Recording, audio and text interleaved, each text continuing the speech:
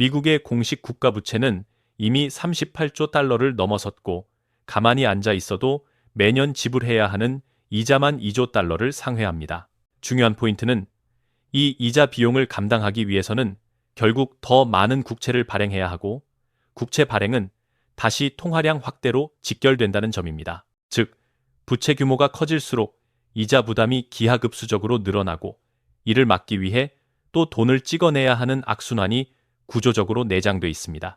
우리가 주목해야 할 것은 이 통화 팽창이 단순한 숫자의 증가가 아니라 달러라는 법정 화폐의 실질 구매력을 서서히 갉아먹고 있다는 사실입니다. 명목 금리는 4%냐, 3.75%냐가 중요한 것이 아니라 통화량이 M형, M2 기준으로 얼마나 빠르게 늘어나고 있는지, 그리고 그 속도보다 자산의 가치가 얼마나 더 빨리 상승하고 있는지가 핵심입니다. 역사적으로 볼 때 화폐 가치가 훼손되는 구간에서 가장 일관되게 자신의 가치를 방어해온 자산은 금과 은이었습니다. 종이화폐는 중앙은행과 정부의 정책에 따라 언제든지 추가 발행이 가능하지만 금과 은은 지구상에 존재하는 물리적 매장량과 연간 채굴량의 한계가 있기 때문에 공급이 통제된 진짜 돈에 가깝습니다. 특히 지금처럼 미국의 국가 부채가 눈덩이처럼 불어나고 이자 비용까지 눈에 띄게 커지는 환경에서는 통화량이 금은 공급 속도보다 훨씬 빠르게 증가할 수밖에 없습니다. 이 말은 곧 달러로 표시된 금은 가격이 장기적으로 오를 수밖에 없는 구조적 배경이 이미 만들어져 있다는 뜻입니다. 그래서 금과 은을 바라볼 때 단기 시세 등락보다 중요한 것은 부채와 통화량의 추세이며, 현재의 글로벌 환경은 금은 가격의 중장기 상승 가능성을 뒷받침하는 전형적인 조건을 거의 모두 갖추고 있다고 보시면 됩니다.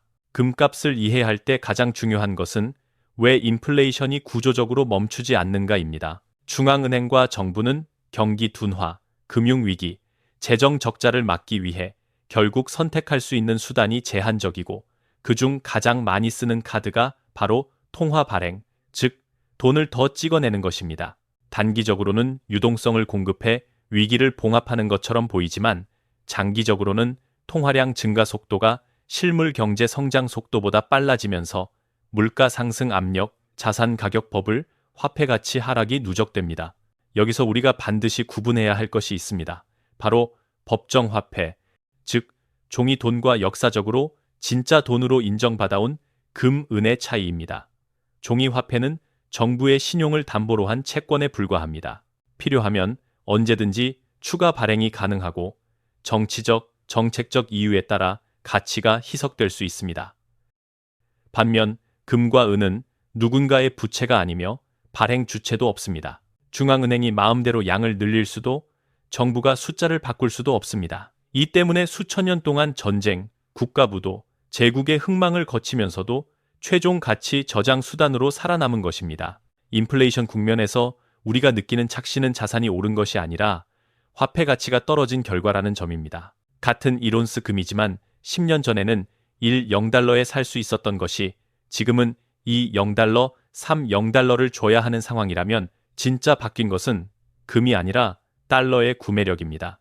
그래서 금 투자를 단순히 가격이 오를까 내릴까의 차원이 아니라 내가 평생 일해서 번 종이 돈을 얼마나 빨리 진짜 돈으로 바꿔둘 것인가, 인플레이션이라는 세금을 얼마나 줄일 것인가의 관점에서 접근해야 합니다. 이것이 전문 투자자와 일반 투자자의 가장 큰 관점 차이라고 보시면 됩니다. 최근 금시장의 가장 중요한 수급 요인은 개인 투자자가 아니라 각국 중앙은행의 대규모 금 매입입니다. 과거에는 미국 국채가 세계에서 가장 안전한 자산으로 간주되었지만 2008년 금융위기, 코로나 이후의 초과 유동성, 그리고 무엇보다 러시아, 우크라이나 전쟁 이후 단행된 스위프트 제재와 대외자산 동결 조치는 많은 나라들에게 뼈아픈 교훈을 남겼습니다. 달러 자산을 너무 많이 보유하고 있으면 지정학적 리스크가 현실화될 때 언제든지 동결 압수될 수 있다는 사실을 확인한 것입니다. 그 결과 중국, 러시아, 인도, 브라질, 사우디 등 이른바 브릭스 및 신흥국들은 미국 국채 비중을 줄이고 대신 금을 자국 내로 송환 비축하는 데 박차를 가하고 있습니다. 과거에는 런던 금시장이나 뉴욕 코맥스 창고에 금을 보관하는 것이 일반적이었다면 지금은 우리 땅, 우리 금고 안에 있는 금을 전략자산으로 보는 시각이 강해졌습니다. 이는 단순한 포트폴리오 조정이 아니라 달러 패권 체제의 균열에 대비한 안전판 구축입니다. 달러 중심의 단일 기축 통화 체제에서 원유 결제 통화가 위안화, 루블 루피 등으로 다변화되고 일부 교역에서 자체 통화가 사용되기 시작하면 전통적인 의미의 준비 통화 개념이 흔들릴 수밖에 없습니다. 이때 각국이 공통적으로 신뢰할 수 있는 유일한 중립 자산이 바로 금입니다. 중앙은행은 환율 변동과 정치 환경에 덜 휘둘리는 최후의 담보를 원하고 그 선택지가 금으로 수렴되고 있는 것입니다. 개인 투자자 입장에서는 이 흐름을 역행해서는 안 됩니다.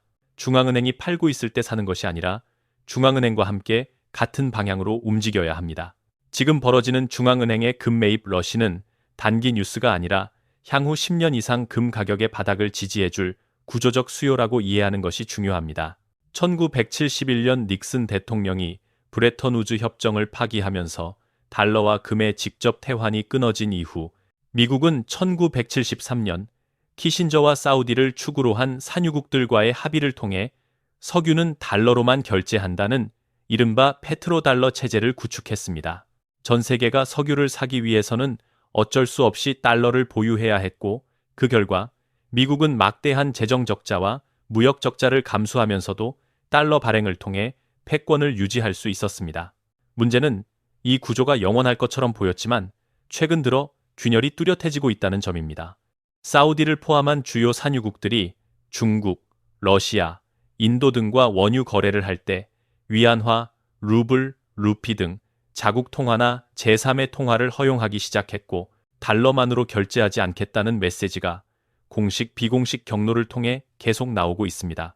여기에 러시아의 해외 달러 자산이 동결되고 스위프트 제재가 동원되면서 달러는 안전한 준비 통화라는 전제 자체가 흔들리고 있습니다. 완전한 달러 붕괴를 단기적으로 상정할 필요는 없지만 중요한 것은 기축 통화가 단극에서 다극으로 이동하는 과도기를 우리가 이미 살고 있다는 사실입니다. 어떤 형태의 새로운 시스템이 등장하든 CBDC든 민간 스테이블 코인이든 또는 다통화 결제 시스템이든 그 기초 신뢰를 떠받치는 담보 자산으로 다시 금과 은이 소환될 수밖에 없습니다. 이유는 간단합니다. 어느 한 국가의 부채나 정치 상황에 종속되지 않는 인류 보편의 중립 자산이기 때문입니다. 중앙은행들이 지금 금을 전략 자산으로 재평가하고 자국으로 송환하면서 비중을 늘리는 움직임은 달러 이후의 세계를 대비하는 일종의 보험입니다. 개인 투자자 역시 눈에 보이는 환율 주가 변동에만 시선을 빼앗기기보다 통화 시스템의 지형 변화 속에서 금, 은이 다시 중심으로 돌아오는 흐름을 읽고 포지션을 가져가는 것이 바람직한 전략입니다. 금 시장을 이해할 때 미국 기준금리의 방향성은 매우 중요한 변수입니다. 금리가 4%에서 3.75%, 다시 3.5%로 내려가는 과정은 단순히 숫자가 줄어드는 문제가 아니라 돈의 가격이 떨어지는 과정입니다. 투자자의 입장에서 보면 동일한 리스크를 감수하고 은행 예금이나 미국 국채를 보유했을 때 받는 이자 소득이 줄어드는 것이고 이는 곧 법정화폐를 들고 있을 유인이 약해진다는 뜻입니다. 이 시점부터 자산가들은 질문을 바꿉니다. 이자 3-4%를 받는 대신 통화가치 하락과 물가 상승을 감내할 것인가 아니면 변동성은 있지만 장기 우상향 구조를 가진 금, 은을 통해 실질 가치를 지킬 것인가? 역사적으로 저금리 완화 국면에서는 현금성 자산에서 실물 자산으로 자금이 이동해 왔습니다. 주식, 부동산도 수혜를 보지만 위기가 심화되거나 통화 시스템에 대한 신뢰가 흔들릴수록 결국 최종 피난처는 금과 은이었습니다. 특히 지금처럼 국가 부채가 이미 한계를 넘어선 상황에서 금리 인하와 유동성 공급이 반복될 경우 명목상 금리가 낮아지는 것보다 더 중요한 것은 실질 금리, 즉 물가 상승률을 감안한 금리입니다. 인플레이션이 4%인데 예금 금리가 3%라면 숫자로는 이자를 받는 것 같지만 실질 구매력은 매년 1%씩 줄어드는 구조입니다. 이 구간에서 현명한 투자자들은 예금 채권 비중을 줄이고 포트폴리오의 일정 부분을 금, 은으로 이전합니다. 금리 인하는 단기적으로 주식시장 랠리를 만들 수 있지만 그 이면에는 통화가치 희석이라는 구조적 리스크가 늘 존재합니다. 그래서 금 투자를 고려할 때 지금 금리가 몇 %냐보다 앞으로 금리가 내려가는 방향이냐, 그리고 그 과정에서 통화량이 얼마나 더 늘어날 것이냐를 보는 것이 중요합니다. 이 관점에서 보면 현재와 같이 금리 피크아웃 이후 완화 쪽으로 기우는 환경은 중장기적으로 금, 은 보유 비중을 서서히 늘려가기에 유리한 시기라고 할 수 있습니다. 최근에도 중국에서 120조 원 규모의 초대형 금광이 발견됐다는 기사처럼 사상 최대 금매장 발견이라는 뉴스가 주기적으로 등장합니다. 처음 들으면 금이 넘쳐나서 금값이 폭락할 것처럼 느껴지지만 실무적으로 보면 이 뉴스들은 대부분 단기적인 관심거리일 뿐 금 가격의 대세를 바꾸지 못합니다. 첫째, 탐사 단계에서 매장 추정량이 발표됐다는 것과 실제로 경제성이 있는 광산으로 개발되어 시중에 공급되는 것은 완전히 다른 문제입니다. 지질조사, 시추, 환경인허가, 인프라 구축, 채굴 설비 투자, 정제, 가공 설비까지 모두 갖추려면 보통 10년에서 15년 이상이 걸립니다. 이 과정에서 금리, 임금, 에너지 가격, 규제 환경이 변하면 애초에 경제성이 없다고 판단되어 프로젝트 자체가 접히는 경우도 적지 않습니다. 둘째, 설령 해당 금광이 정상적으로 개발되어 10년 뒤부터 생산이 시작된다고 가정해도 연간 추가 공급량은 글로벌 금 공급의 일부일 뿐입니다. 반면 지금 이 순간에도 미국과 각국 정부는 매년 수조 달러 단위의 부채를 쌓고 있고 중앙은행은 이를 떠받치기 위해 통화를 계속 공급하고 있습니다. 금을 캐는 속도보다 돈을 찍어내는 속도가 훨씬 빠르기 때문에 장기적으로는 통화 가치 하락 효과가 금 추가 공급 효과를 압도합니다. 셋째, 시장은 잠재적인 미래 공급보다 현재의 확정 수요에 더 민감하게 반응합니다. 앞서 살펴본 것처럼 중앙은행의 실질 금 매입, 투자자들의 인플레이션 해지 수요, 달러 패권 약화에 따른 준비 자산 다변화 흐름이 이미 진행 중입니다. 따라서 투자자 입장에서는 어디서 초대형 금광이 또 발견됐다더라 라는 뉴스에 흔들리기보다는 통화량, 부채, 중앙은행 매입이라는 구조적 요인에 집중하는 것이 훨씬 합리적인 전략입니다. 금의 향후 가격을 이야기할 때 우리는 단순히 감으로 전망해서는 안 됩니다. 부채, 통화량, 역사적 밸류에이션이라는 세 가지 축을 동시에 봐야 합니다. 먼저 통화량 기준으로 보겠습니다. 미국의 본원 통화가 약 5조 달러대라고 할 때 이를 현재 유통 중인 금 보유량과 나누어 환산하면 금 1온스당 이론적 가치는 대략 이 600달러 수준이 나옵니다. 이는 어디까지나 보수적인 기준치입니다.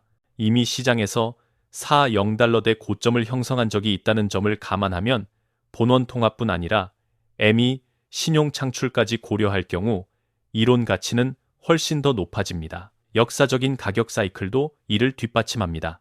1970년대 브레턴우즈 붕괴 이후 금값은 온스당 35달러에서 800달러 수준까지 약 20-25배 급등했습니다.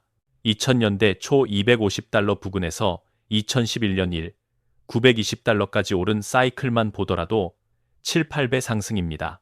최근 저점이었던 온스당 50달러를 기준으로 해도 과거와 유사한 배수 상승이 반복된다면 7배만 적용해도 70달러, 8배를 적용하면 80달러가 계산상 가능합니다. 중요한 것은 정확히 몇 달러까지 갈 것인가를 맞히는 것이 아니라 지금 우리가 어느 구간에 서 있는가를 판단하는 일입니다. 미국 국가부채가 38조 달러를 넘어선 현 시점, 각국 중앙은행이 금을 사들이고 달러 패권이 서서히 약화되는 구간이라면 과거 사이클과 비슷하거나 오히려 더 강한 랠리가 전개될 가능성을 배제하기 어렵습니다.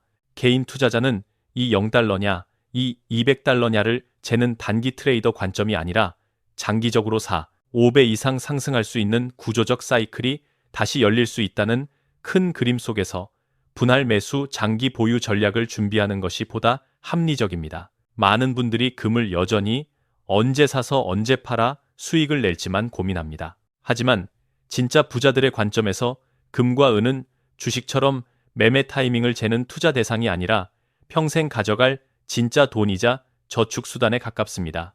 우리가 은행 적금을 넣을 때 언제 이 적금을 전부 청산해서 수익을 실현할까 라고 생각하지 않듯이 금, 은도 필요할 때까지 묵혀두는 것이 기본 전제입니다. 이래서 번종이돈, 사업이나 급여로 번원화와 달러를 꾸준히 금과 은으로 바꿔두는 과정이 곧 금투자입니다.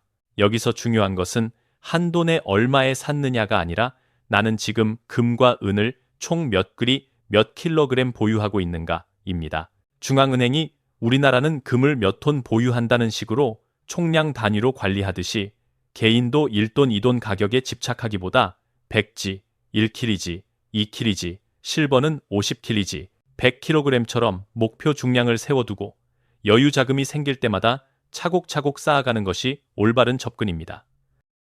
수익 실현이라는 표현도 사실 금, 은에는 맞지 않습니다. 금을 판다는 것은 수익 실현이라기보다 특정 시점에 종이돈이 필요해졌기 때문에 교환하는 행위에 가깝습니다. 자녀 결혼 자금, 사업 확장, 주택 구입, 노후 생활비 등 큰 목적 자금이 필요할 때 그동안 모아둔 금과 은의 일부를 원화로 바꿔 쓰는 것입니다. 그 과정에서 옛날엔 한 돈에 10만 원이었는데 지금은 80만 원이 나왔다 라는 경험을 하게 되지만 이는 금값이 기적처럼 뛴 것이 아니라 그만큼 종이돈 가치가 떨어졌다는 의미입니다.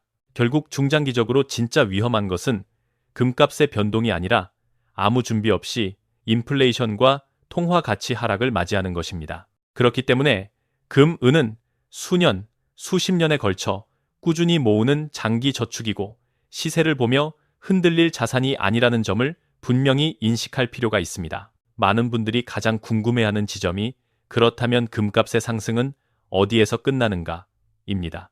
솔직히 말해 누구도 정답은 모릅니다. 다만 과거 사례를 통해 어떤 조건에서 상승장이 꺾였는가는 분명히 확인할 수 있습니다.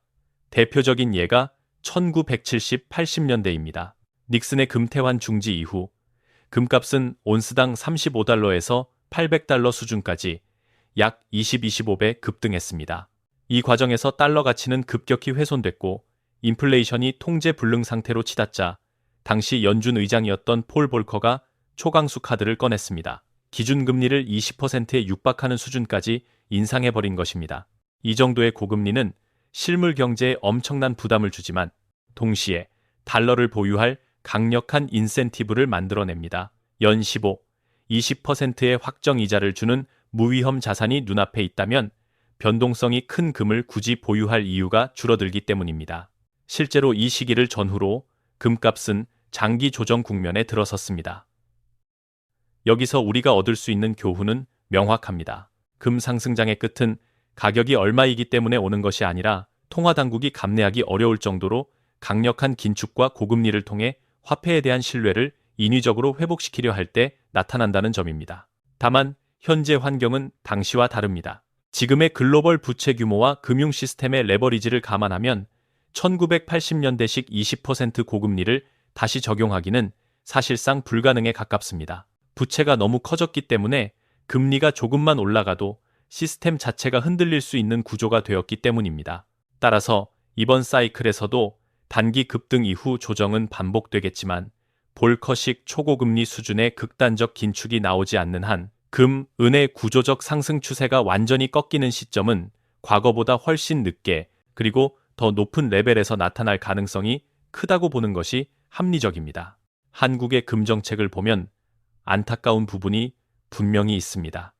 한국은행은 2011, 2013년 사이에 약 104.4톤의 금을 단계적으로 매입했습니다.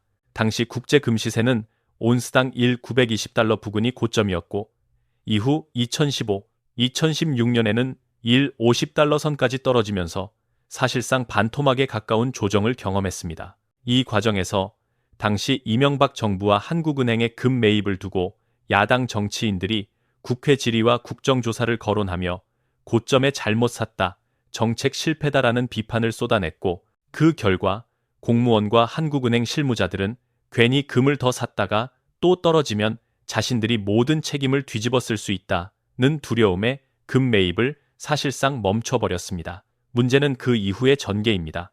1,50달러까지 내려갔던 금값은 다시 반등해 최근 0달러 중반까지 고점을 찍었습니다. 당시 욕을 먹어가며 샀던 920달러의 금도 지금 기준으로 보면 이미 2배 이상 평가 이익이 난 셈입니다. 그럼에도 불구하고 한국은행은 2013년 2월을 마지막으로 10년 넘게 금을 추가 매입하지 않았고 우리 외환 보유고에서 금이 차지하는 비중은 여전히 1%대에 머물러 있습니다. 반면 대만, 일본, 주요 유럽 국가들은 GDP 대비 외환 보유액 비율이 훨씬 높고 그 안에서 금이 차지하는 비중도 3%, 5%, 심지어 70, 80%에 달하는 나라까지 있습니다. 즉, 우리는 이미 외환 규모와 경제력에 비해 금 보유 비중이 낮은데도 과거 단기 가격 조정에 대한 정치적 비난을 의식해 아무것도 하지 않는 것을 안전한 선택처럼 여기고 있는 셈입니다. 그러나 금은 단기 수익률 경쟁을 위한 트레이딩 대상이 아니라 국가 위기 시 통화 신뢰를 떠받치는 전략 자산입니다. IMF 외환 위기 당시 우리가 국민금 모으기를 통해 위기를 넘긴 경험을 떠올려 보면 한국은행이야말로 가장 앞장서서 장기적인 관점에서 금 비중을 늘려야 합니다. 여야 진보 보수를 떠나 향후 10년, 50년, 100년 뒤에도 대한민국 경제를 지탱해줄 버팀목을 지금부터 준비한다는 합의가 필요합니다. 지금이라도 국제 금 시세가 과거 고점을 훌쩍 넘어선 현실을 직시하고 비판을 두려워하기보다 미래 세대를 위해 적극적으로 금을 축적하는 방향으로 정책 패러다임을 전환해야 합니다. 금 투자를 처음 접하는 분들 가운데 상당수가 KRX 금시장, 금 ETF, 금 통장, 해외 선물처럼 편리해 보이는 금융상품부터 떠올립니다. 하지만 전문가의 관점에서 보면 장기적인 자산 방어를 목적으로 할 때 가장 우위에 있는 방법은 여전히 실물금 은입니다. 첫째, 레버리지를 쓰는 금은 선물은 자금 대비 10배, 20배의 포지션을 가져가는 구조이기 때문에 방향을 잘 맞추면 수익이 크게 나는 것처럼 보이지만 반대로 조금만 반대 방향으로 움직여도 강제 청산, 마진콜 등으로 원금을 날릴 수 있는 고위험 상품입니다. 둘째, ETF 금통장 파생 상품은 표면 수수료 외에도 일정 수익 이상이 발생하면 금융소득 과세, 양도 차익 과세 등 세금이 크게 붙을 수 있습니다. 소액일 때는 체감이 적지만 1억, 10억 단위가 되면 세금 부담이 투자 성과의 상당 부분을 갉아먹게 됩니다. 반면 잘 설계된 실물금은 보유는 현재 제도상 매매 차익에 대한 과세가 없고 계좌 동결, 거래 제한, 파생 상품 규제와 같은 금융 시스템 리스크에서 상대적으로 자유롭습니다. 셋째, 금은은 원래 내 눈에 보이고 손에 잡히는 자산일 때 가장 강력한 방어력을 발휘합니다. ETF나 선물은 결국 전산 속 숫자일 뿐 금융 시스템에 문제가 생기거나 특정 기관이 파산했을 때 실제로 내 손에 들어오는 금, 은이 얼마나 되는가 라는 질문에 명확히 답하기 어렵습니다. 물론 단기 트레이딩이나 환금성을 중시하는 투자자라면 일부 금융 상품을 활용할 수 있습니다. 그러나 인플레이션과 통화 가치 하락에 대비해 10년, 20년, 30년을 바라보고 준비하는 자산가라면 레버리지는 피하고 실물 금, 은을 중심으로 포트폴리오를 구축하는 것이 훨씬 합리적인 선택입니다. 결국 금, 은은 몇 퍼센트 수익의 게임이 아니라 어떤 형태의 위기에서도 내 가족의 자산을 지켜줄 수 있는 최후의 방패를 준비하는 과정이라는 점을 잊지 말아야 합니다. 실물 금 투자를 할 때 초보자들이 가장 많이 놓치는 부분이 바로 어디 제품을 사서 어떤 구조로 사고 파느냐입니다. 같은 1돈, 같은 1킬레브이라도 어떤 브랜드를 선택하고 어떤 채널을 활용하느냐에 따라 최종 수익률이 크게 달라집니다. 첫 번째 원칙은 브랜드 가치가 검증된 골드바를 선택하는 것입니다. 한국조폐공사 골드바, LS 골드바, 대형 금거래소에서 LBMA 규격 원자재로 생산하는 골드바는 국제 기준 999.9, KS 9537에 맞는 함량과 품질 검사를 거치기 때문에 신뢰도가 높습니다. 반대로 이름도 생소하고 검증되지 않은 소규모 업체 제품은 표면에는 999.9로 찍혀 있어도 실제 비파괴 검사에서 함량이 모자라는 경우가 적지 않고 나중에 되팔 때 감가폭이 커질 수밖에 없습니다. 두 번째 포인트는 부가가치세와 스프레드를 최소화하는 구조를 이해하는 것입니다. 우리나라에서 새 골드바를 처음 살 때는 부가세 10%를 부담해야 합니다. 예를 들어 공급가 100만 원인 골드바를 살 때 110만 원을 내고 사는 구조이기 때문에 같은 골드바를 곧바로 팔면 80만, 80몇만 원 수준밖에 못 받는다는 현실을 부딪히게 됩니다. 이때 단순히 금은 원래 살 때부터 손해라고 생각하기 쉽지만 사실 구조를 잘 활용하면 이 격차를 크게 줄일 수 있습니다. 여기서 중요한 것이 중매거래 시스템입니다. 이미 누군가 부가세를 내고 보유하던 브랜드 골드바를 중고 형태로 사고 파는 시장에서는 부가세를 새로 붙이지 않고 매도자가 원하는 가격과 매수자의 희망 가격 사이를 연결해주는 방식으로 거래가 이루어집니다.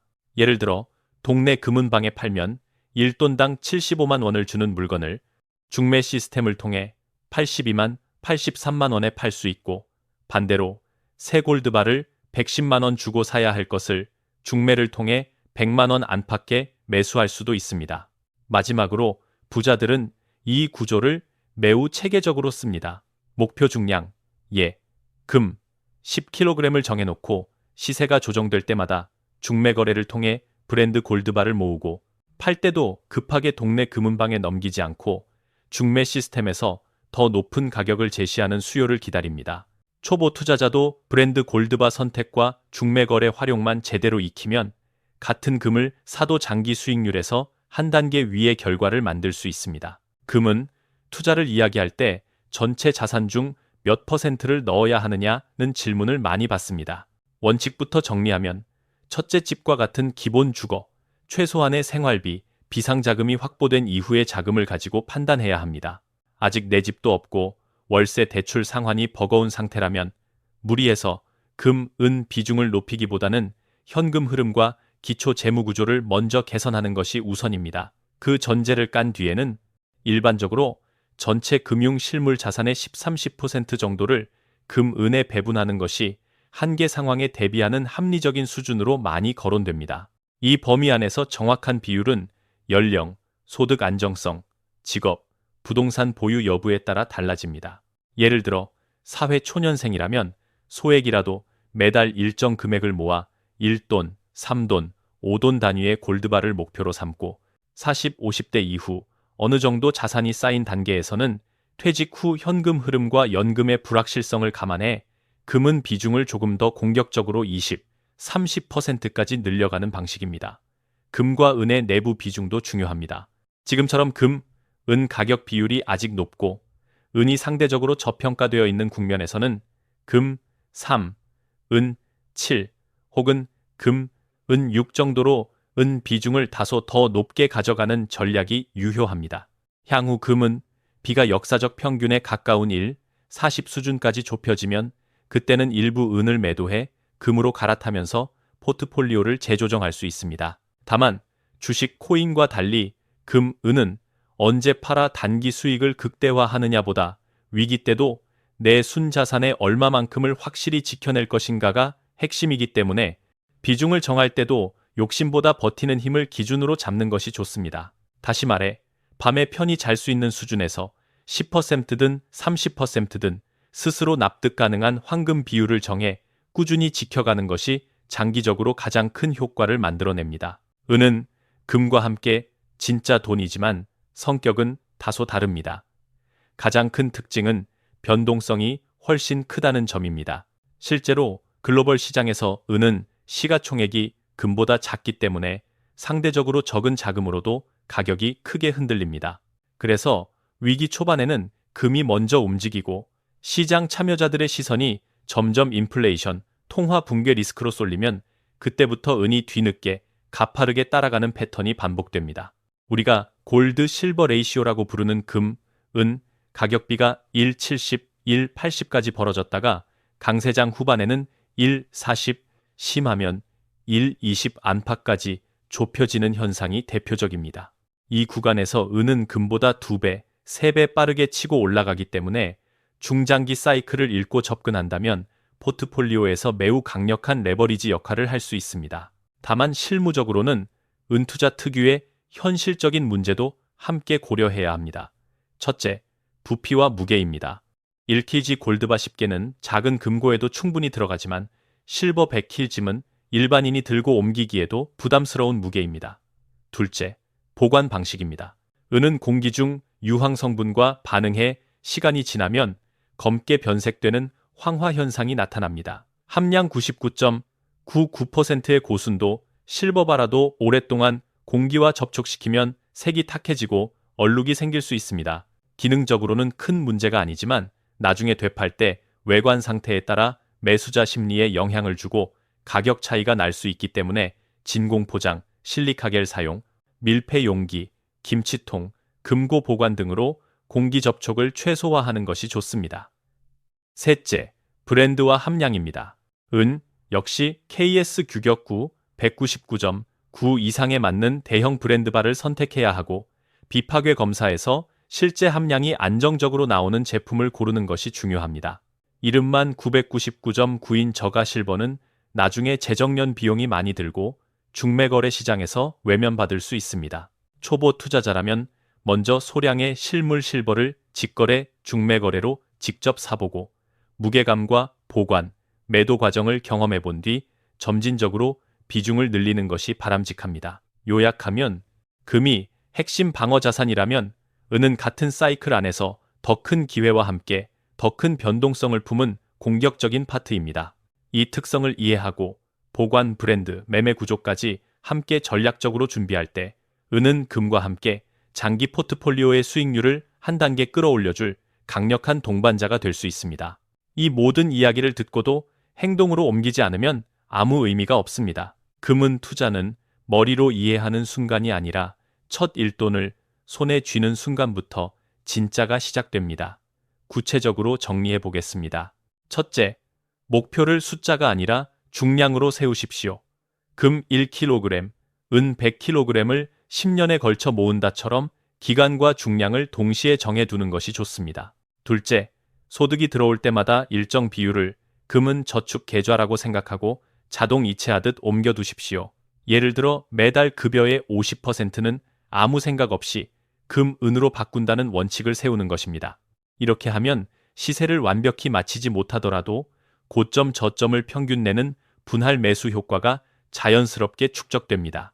셋째, 실물 금은 매수는 브랜드 골드바, 실버바 중심으로 하되 중매거래 구조를 활용해 부가세 스프레드를 최소화하는 습관을 들이십시오. 동네 금은방에서 오늘 얼마에 사주나요? 만 묻지 말고 중매 시스템에서 내 물건이 얼마에 거래될 수 있는지, 어떤 브랜드의 수요가 몰리는지까지 함께 보면서 공부해야 합니다. 넷째, 절대 단기 시세에 마음을 흔들지 마십시오. 6개월, 1년 단위로 보면 금은 가격은 언제나 출렁입니다. 그러나 5년, 10년, 20년 단위로 보면 인플레이션과 통화가치 하락을 반영해 계단식으로 우상향해 왔습니다. 중요한 것은 이번 조정에서 얼마를 벌었느냐가 아니라 다음 위기가 왔을 때 내 자산의 몇 %를 지켜낼 수 있느냐입니다. 마지막으로 금, 은 투자는 남을 이기는 게임이 아니라 어제의 나보다 재무적으로 더 단단해지는 과정입니다. 주식, 코인처럼 남의 수익률 캡처에 흔들리지 말고 나만의 속도로 나만의 목표 중량을 향해 묵묵히 쌓아가십시오. 그렇게 10년, 20년이 지나면 통장 잔고와 별개로 어떤 위기에도 흔들리지 않는 실물 자산의 무게를 손으로 느끼게 될 것입니다. 그것이 바로 이번 강의가 말하는 절대 실패 없는 금, 은 투자의 핵심입니다.